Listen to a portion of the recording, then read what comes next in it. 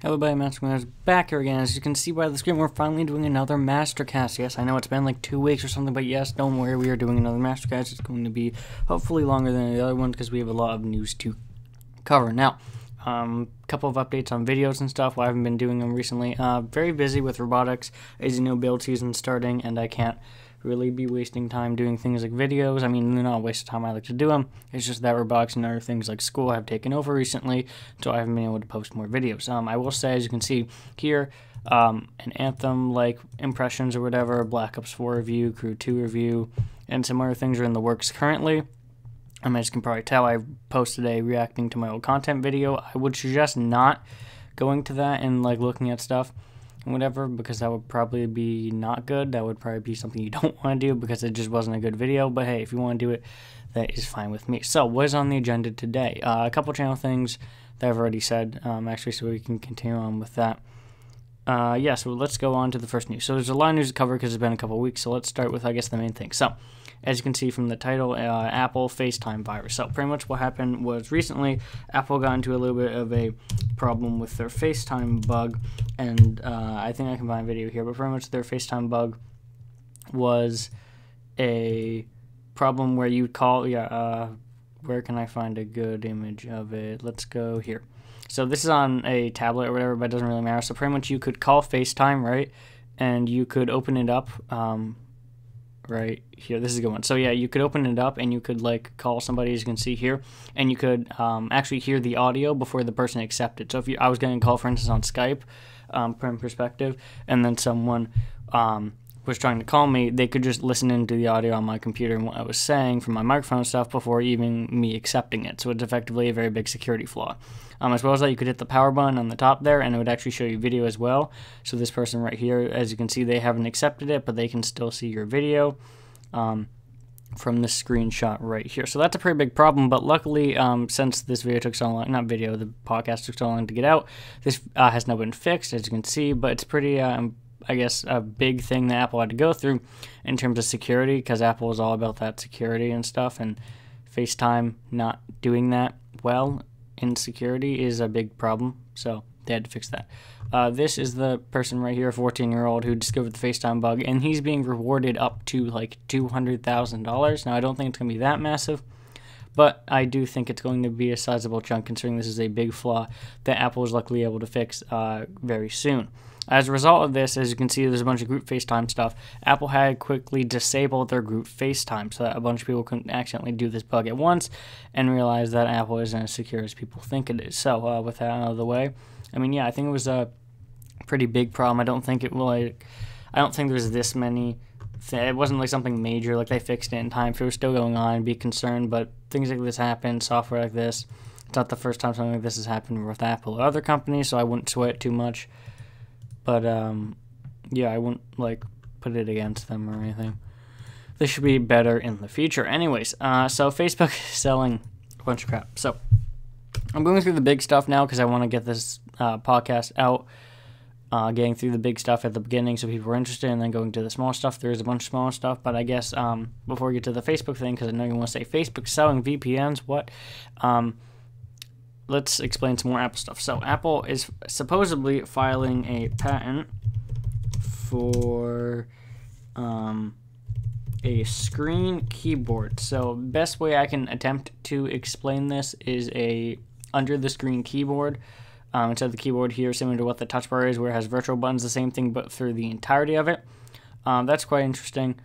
I'm not sure how it's going to work effectively. If you don't know what it's supposed to look like, I think it's the Asus ZenBook like 14. I don't remember, and the whatever one that has the glass keyboard or the two screens. I'm not sure which one that's called, but so this thing, as you can see, has like a weird number pad. So similar to what this is right here, except for the entire keyboard. Asus has one of these. I just can't find it, but it's pretty much a screen at the top and a screen at the bottom, and it would be pretty much replacing tactile keys. Now, a bunch of people are saying, oh, the MacBook Pro is really bad because it doesn't have key travel. This is going to be no feedback whatsoever, but I do find, I think there's going to be a way that there will be key travel, that there will be benefit. I guess you could say there will be like some feedback or whatever, and Apple's pretty good at that, so hopefully that will turn out as well. But again, this is just rumors, so we're not really 100% sure if that is going to be the case or not. We're just hoping it is and hoping for some more innovation, because keyboards haven't really evolved since sort of this like layout here. So we'd like to see some, I guess, more betterment in that field. I'm not sure really how much more. I guess you could make them more reliable by having them be a screen. That's an option there. Anyway, so now that that's going out of the way, let's go on to our other things. So Facebook selling VPNs, AirPods, and some other stuff. So let's go AirPods, because we're going to save the Facebook thing for last. So AirPods 2. So supposedly Apple's making AirPods 2, obviously. A couple things that are going to be additions to it. Different colors, which is great. Better wireless connectivity. Not connectivity as how it pairs to your phone, but more of how it the range, the connectivity range. So it's going to be like Bluetooth 5.0 probably, which is really good. So it's able to quickly pair and have its main pairing latency issues. So the latency is cut down because of how long it takes to transfer. They're going to be backwards compatible with the old case, which is really good. That pretty much means that you can place the new ones in the old case and not have to get a new case if you want to, even though that will probably come with one. A couple more things, health features. So there's going to have a supposedly health app like inside of it, where you can supposedly get with the new Hey Siri that they're also adding. Hey Siri, you can say, hey, what's my health or whatever, what are my tracking steps, and it will automatically tell you. So effectively somewhat like an Apple Watch, but yeah. So the outside, supposedly, as you can see from a couple articles, isn't going to really change much. They're going to have maybe better battery life is what we're hoping, and better charging, and sort of overall just better from what the other ones were lacking. And I feel like they were lacking convenience, which was great, right? But they were lacking sort of some small features that really made it worth the extra money they end up spending on them. And yeah, overall, I think it's going to be good. I think it's going to hopefully put the AirPods back on the map since they got released in 2016, and put more competition for Apple and others to attack the headphone market, because really they don't have the AirPods, and a bunch of people use them, but only pretty much because of their convenience, and we'll see how other companies shift in that way as well. So next thing I do want to talk about here, as you can probably tell, is the Apple FaceTime, not Apple FaceTime, the selling VPNs. So pretty much this happened in a result to Apple. So effectively, I'll get another thing, a bunch of Apple. I talk about Apple like every week. There's always something going on with them. So Apple had a privacy security, I don't even know how to explain it. I don't know, this isn't gonna work. So we'll just type in like Facebook, and I'll attempt to explain for you. Okay. So pretty much what happened here was Apple shut down Facebook and Google apps, iOS, from running internal betas. So pretty much you could go on a beta program for these, and you'd be able to like sign up for a beta and get like special features and stuff. That is not possible anymore because of Apple's whole security thing. Of it was breaching on people's personal data and stuff, and it was collecting too much information about them, and Apple's like, no, we can't have that. So both Google and Facebook's apps were prohibited from running for like betas and stuff. And then Facebook decided, hey, you know what's a great idea? I can sell via Facebook Research, it's called. I could sell VPNs, or pay children to download Facebook VPNs to effectively collect the data that Facebook can't collect data from, because their stuff has stopped working, and just get data that way. So they set up VPNs in like everyone's phone, iOS devices mainly, and they didn't really care about Android. And they were like, yeah, we're gonna collect all this data, pay people to use this magic VPN, and not have any repercussions. And obviously, they got a couple lawsuits, and mainly, got their entire Facebook thing shut down completely by Apple. So that was kind of a fun news thing to happen. And pretty much what that was is like they just stopped Facebook and Google, Facebook, they stopped from running. Google got a warning because they like Google and they kind of need them. But Facebook just got destroyed, shut down the Research app recently after that whole scandal of VPN stuff. And also just Apple completely stopped making Facebook be able to run. So I don't think it's back up yet, but I could be wrong about that. But again, that's just something to keep in mind if you're using Facebook, which I don't know why you do. It's not good. And, I mean, personal preference, I have other options. If you don't, that's kind of sad. Facebook's not bad. It's just very privacy infringing. I mean, most things are. Google is. I'm not gonna say Google's not privacy infringing. Google's very privacy infringing, but like I've kind of gotten used to it. And yeah, they sell my data for ads, but they're not like tracking my phone constantly and saying, oh, here are the calls and messages and things you did. And I feel like it's just more secure than Facebook doing whatever they want. So yeah, that's a thing that you have to be aware of. A couple more things that I want to talk about here as I'm using Gmail. You know, a couple more things I wanted to talk about. Mastercard. Better. I'll just look at my stars. So a couple of things I'm talking about video-wise. We got a couple of videos here, so I'm getting off track. I'm trying to find Master Games, VM ideas, no. Video ideas, nope. Mastercard 10, there we go. So AirPods 2, we already talked about. Glass keyboard. Okay, so the S10. So Samsung Galaxy S10, if you're not aware.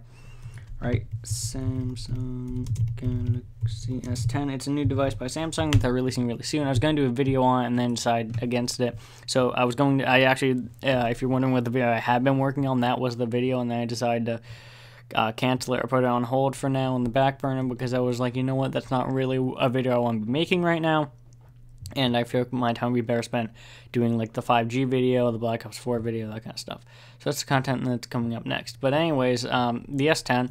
So this is the supposed like look of it, whole bunch of design, screen, whatever. It looks pretty cool. It has a radical new feature that was kind of closely examined under Microsoft, but like not too much. So it's called reverse charging, or at least from what I can tell, it's reverse charging. And pretty much the Huawei Mate 20 Pro, which is Huawei is apparently it is like effectively an Apple of China. Xiaomi's the Apple of China, technically, if you're like comparing apples to apples. But Huawei's like a big vendor, and actually they're the second. So it goes Samsung, Huawei, and then Apple in terms of how many phone sales they got. So they're pretty big, like 53 million. And pretty much it has a feature called reverse charging, and it effectively you put your phone, so it's wirelessly chargeable, right?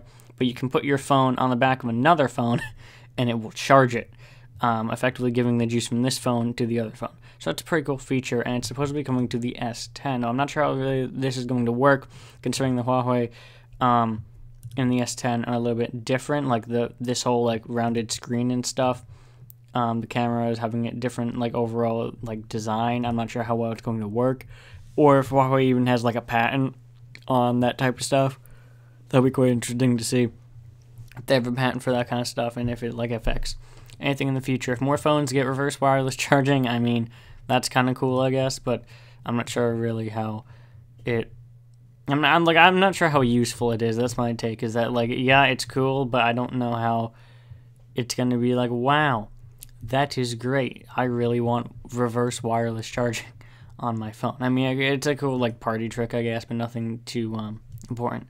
So, we got the pacemaker. Okay, so Sony has their cinema quality camera. So, Sony. So if you weren't aware, I just bought high quality Sony 1000X or WH-1000X M3 active noise canceling headphones. These things are great. A review's going to come with them from them. Can't talk today. A review that I'm doing on them will be out at some point. Not sure when. Haven't really started, but it's one of the videos on my video list that I'm thinking of doing. They're great headphones, love them. But what Sony decided to do again is take all that great quality they have in headphone and audio space and just shoot it and kill it as quickly as possible.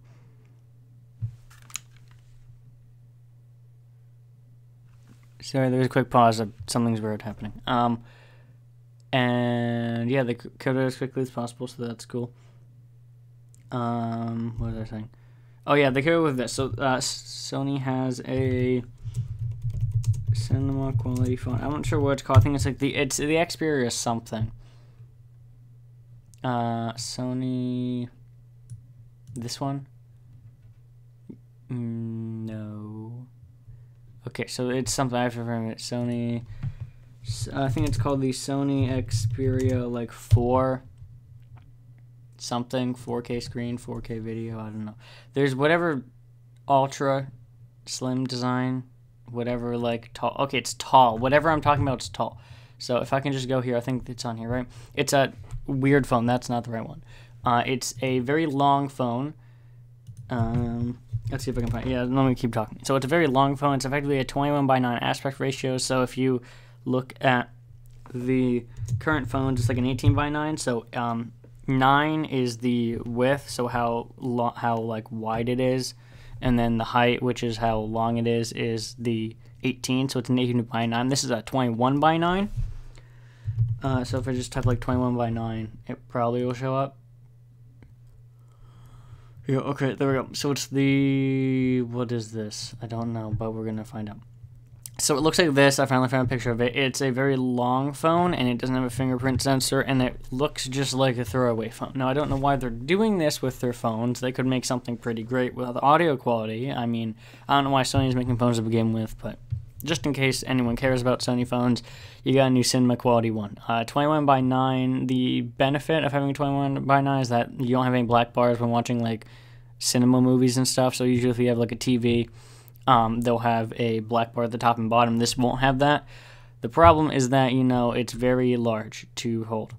Like, very, very large to hold. And it's practically impossible to do anything because currently you have to reach all the way at the top to do like any activation of things, unless they fix that, which could be kind of cool if they fix it so everything's at the bottom so you don't have to reach all the way over.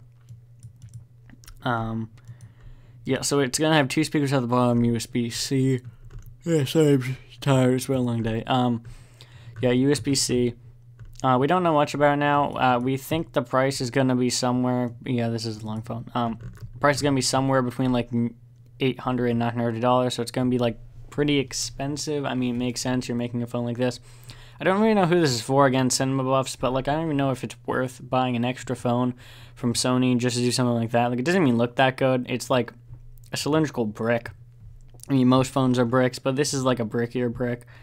And I think a brickier brick is not what we need right now. It's not something that we like want. It's something that we are saying, you know what, I want a brickier brick phone that is long and can pretty much only do videos. That's something I want to do. No. So I don't think that's going to be useful. So that's pretty much all the news we had today. You can keep watching this video if you want.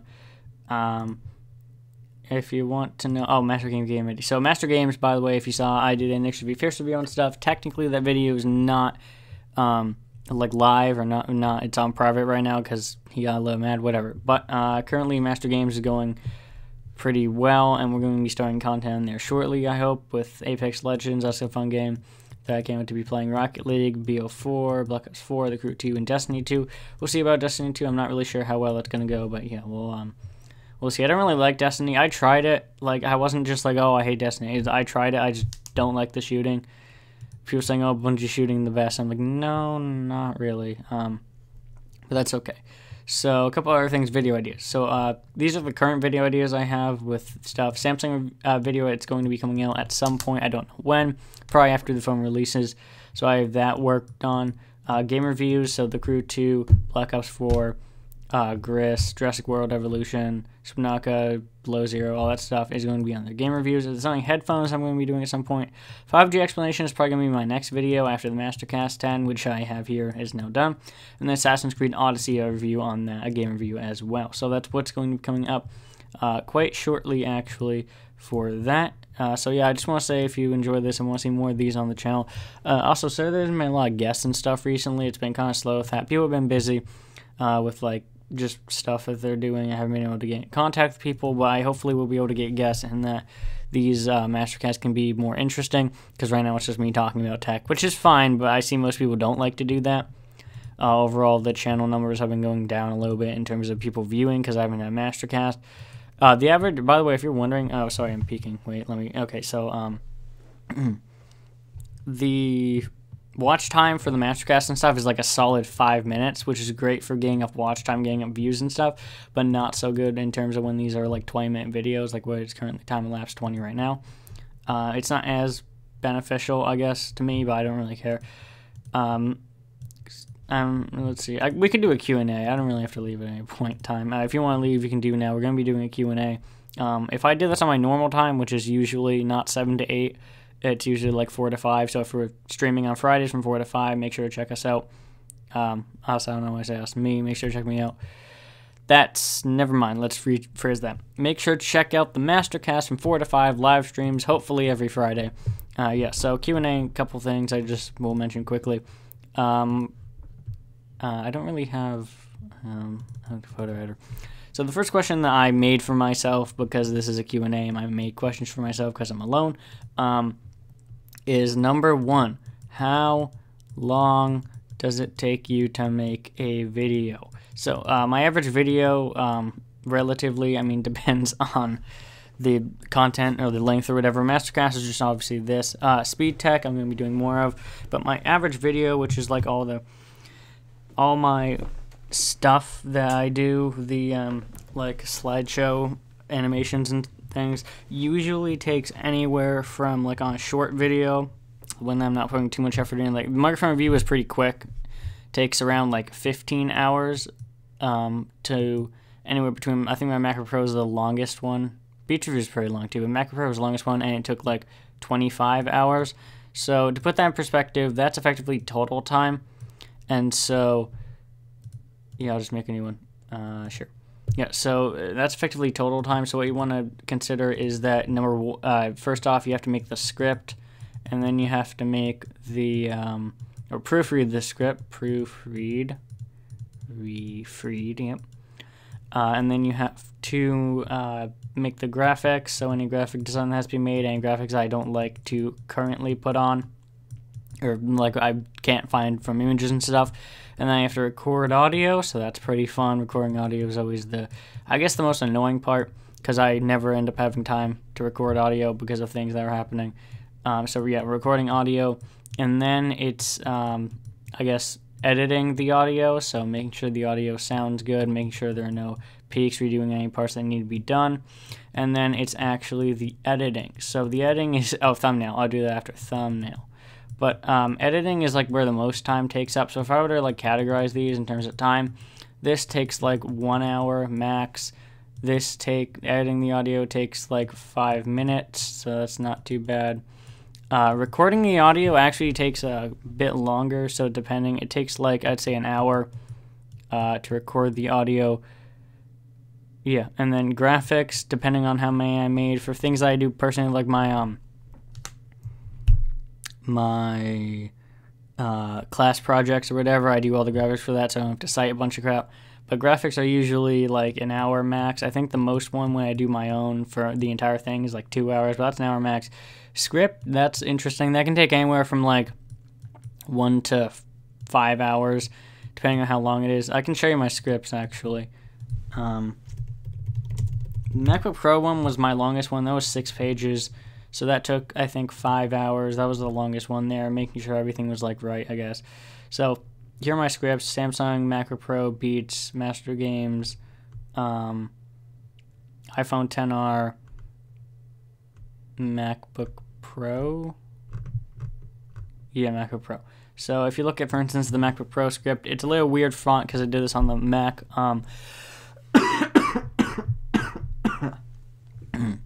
It's just on the Mac, right? So you'll just go through this. It's 5 pages, so that's pretty long. Sorry, I'm coughing.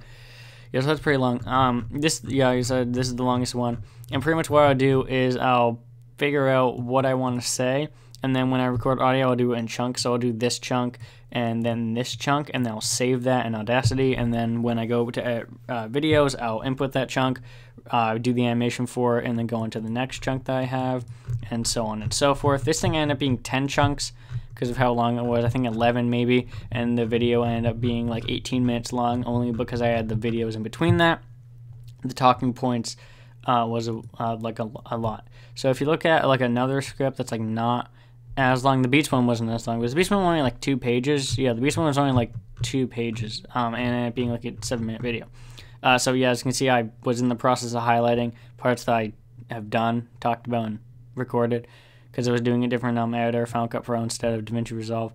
But yeah, so we can just like get rid of this. There we go. So this was only 2 pages, and this was like 8 minutes of talking. So there is like content here that I do. I don't really like mess with this stuff. That's kind of annoying. But yeah, I do the script here, do it in chunks. So that's the script thing. Yeah, so 5 minutes an hour. Proofread, most of the time I don't proofread. That will take like 30 minutes max. And then the editing. So the editing, I'll show you in a moment if I can like bring it up in time. The editing is actually what takes the longest. This is where it takes 10 to 15 hours, like not even joking. I don't think I have any on here currently, but if I do, I'll let you know. So I think we might have some. Yeah, but I can try in a moment. Usually what I do is, because the videos do end up taking up a lot of space, I end up deleting them afterwards and not like worrying about them. As you can see here, I have my graphic design thing, Anthem Black Ops 4. There's just videos here in the thumbnail. There's nothing major. Master intros, these are my intros. Pastel colors. These are all the gradients that I use, so I make all the gradients like the day before, whatever, and these are the gradients I use. I try to make at least 2 to 3 new ones each video, so it's actually interesting. I actually tried with moving, it's not here anymore, but I tried with like moving backgrounds and stuff, and it was just too distracting. I didn't think it would be like anything important. Master games, these are just thumbnails, how I made my fragment thing. But yeah, we're just killing time here. So, even though this isn't going to really show up, I might as well like Macro Pro View. It's not going to like work, but I can kind of share my process here because I deleted all the stuff. I can share my process here. So this is where it takes like the longest time overall. It just is a lot of work to do every animation, and you're going to see, yeah, there's literally nothing here, but that's okay. Yeah, there's legit, just everything's gone.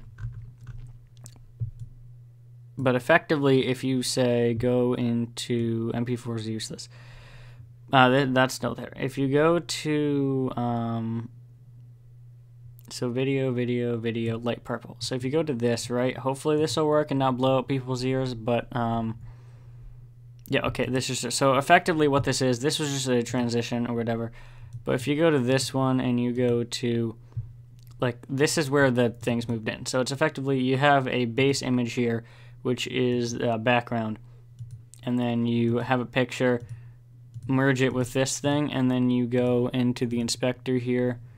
So you go into the inspector here and mess around with these settings. So the center, as you can see, I can move this back and forth. A keyframe, which is pretty much, oh, I'm going to set it at this location, put a keyframe, move it, say like there. After I move this, set another keyframe, and then I go into the spline editor right here, and I do this. I click this button, show all the keyframes.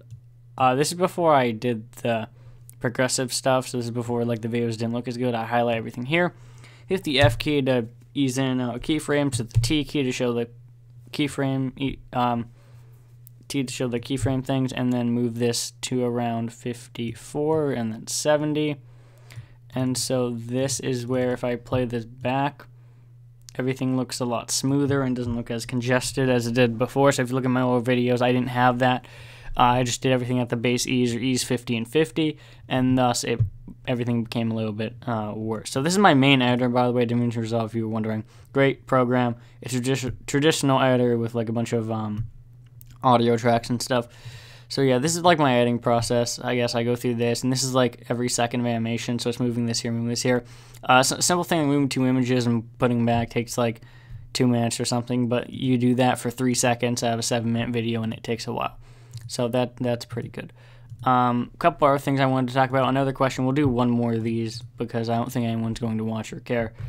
But yeah, we'll do one more of these. So another question people were asking me, a bunch of this stuff, is what is my setup? So currently the setup I currently use, we'll just get rid of this and do a new one.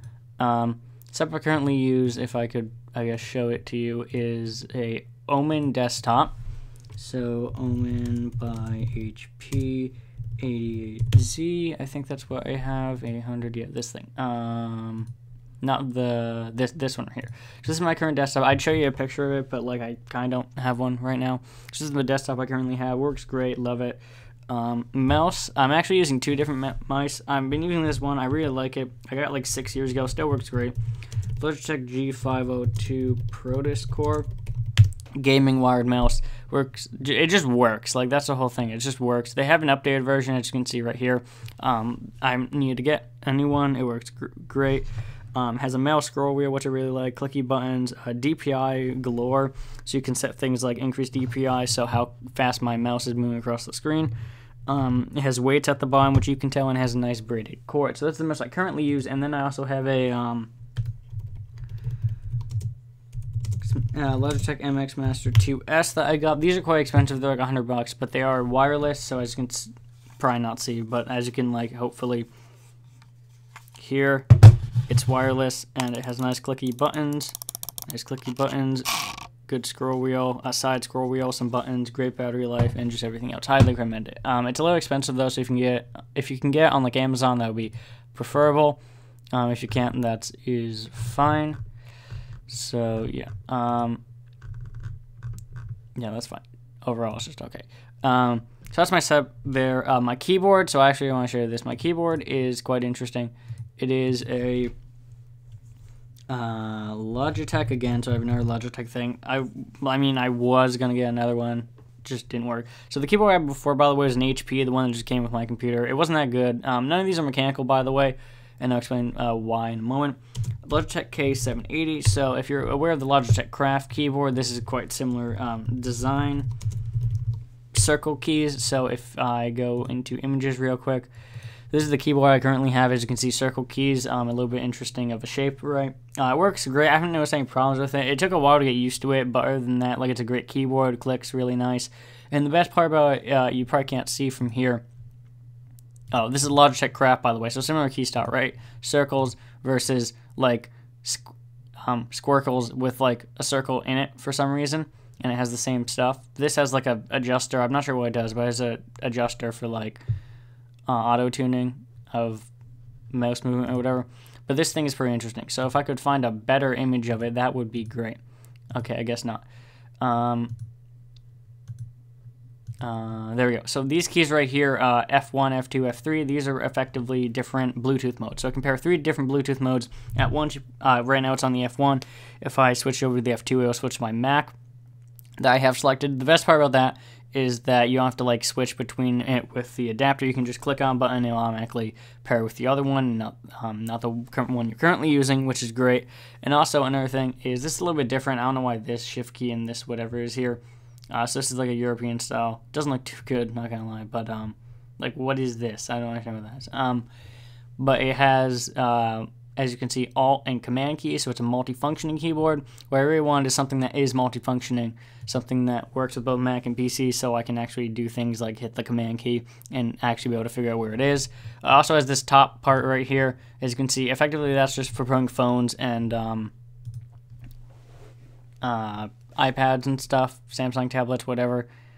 I like how they have Apple Calendar, and yet they're attempting to hide the fact that it's a not existent thing, because no one has a home button. Samsung did, but that's not a Samsung. It's an awful job, but whatever. You get the point. It can hold stuff. Yeah, that's my keyboard. And then my microphone, as you obviously can tell, it's a Blue Yeti Studio. I think it's just a Blue Yeti Studio. This microphone here, great microphone, by the way, as you can probably tell. I really like it. It's a lot better than my old microphone. Am I peaking again? Okay, fix the gain. So, wow. Wow. That was weird. Sorry if, like, the thing blew out. I hope it didn't. No, we're still going. Okay, so yeah. Sorry, I just had to adjust the gain. It was a little loud. So, this is the microphone I currently have. Obviously, it works great, as you can tell. Anything else? Not really. Monitor, I guess. I wanted to get a new monitor, and then I was like, you know what? Headphones instead. HP 23ER, a standard 1080p 60 hertz monitor.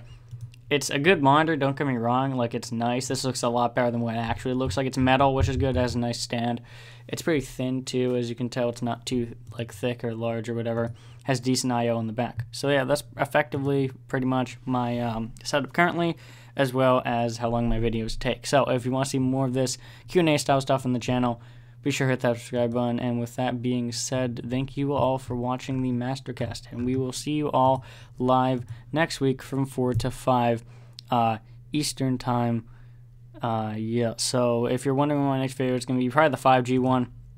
I'm going to try to get that out. Anyways, yeah, without further ado, I want to say goodbye, and I'll see you all in the next Mastercast.